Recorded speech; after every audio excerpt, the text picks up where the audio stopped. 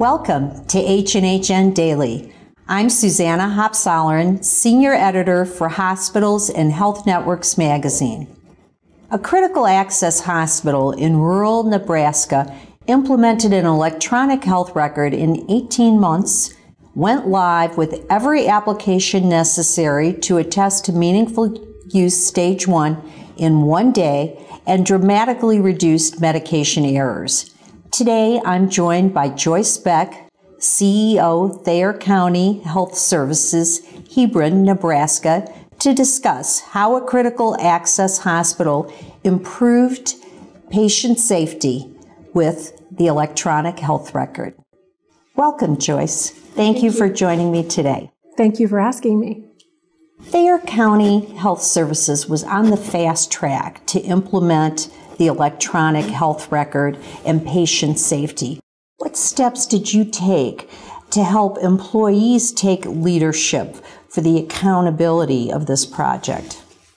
Well, when it came to the point of nurses, for example, and we were doing templates, or we were doing the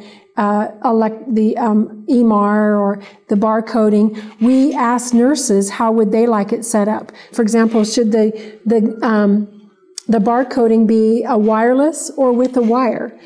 Should our vital signs be downloaded into the computer or not? Do you want to put them in the computer? So every step of the way, we asked nurses' inputs because they were the end user.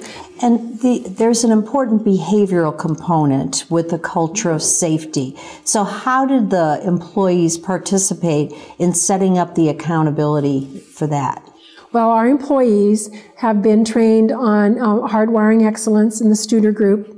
And so they use that concept of behavior standards that are from the Studer Group. They actually wrote the behavior standards, and they decided which was important for the advancement of our technology and the advancement of our facility, what behaviors are necessary to get that to move forward. And they put the behaviors in place that they thought every employee should be held accountable to. So, for example, is respectful to coworkers. That's very important when you are implementing change or you are trying to problem solve software. You must be respectful of one another. So that was one of the behavior standards. Then as evaluations would come due, the evaluations went out to their peers. The peers then decided how they would be scored, and then that scoring then is tied to their raise. Or if they didn't score high enough, that employee then was put on probation because they did not have the proper behavior standards.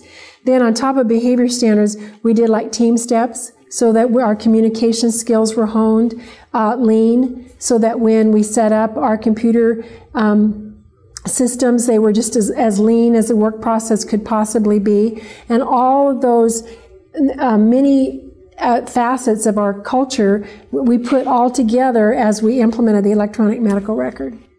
So you put all these components together, and then you tackled medication safety. Yes. And medication errors. Yes. And how did you apply that, and what did it really take? You saw a dramatic reduction in medication errors. Mm-hmm. Before we began this in 2004, we had 48 medication errors per quarter, which were actual medication errors. The medication reached the patient swallowed the medication. And that was all we were tracking at that time.